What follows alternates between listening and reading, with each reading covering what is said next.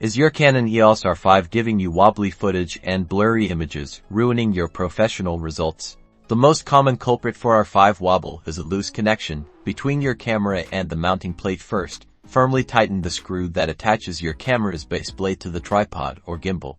Next, if you're using a quick-release plate, ensure it's securely latched and that there's no play. A slight jiggle can escalate into significant shake. Sometimes, the lens itself isn't perfectly snug. Gently twist your lens to confirm it's fully seated and locked onto the camera body, ensuring no rotational movement. Beyond the camera, check your tripod or monopod. Make sure all leg locks are fully engaged and that any pan and tilt friction knobs are sufficiently tightened to prevent incidental movement. For heavier lens setups, consider adding a counterweight to your tripod or gimbal. This can significantly improve balance and reduce overall instability, especially during dynamic shots. By systematically checking these connection points and balance factors, you'll eliminate unwanted motion and achieve the sharp, steady results your Canon EOS R5 is designed for.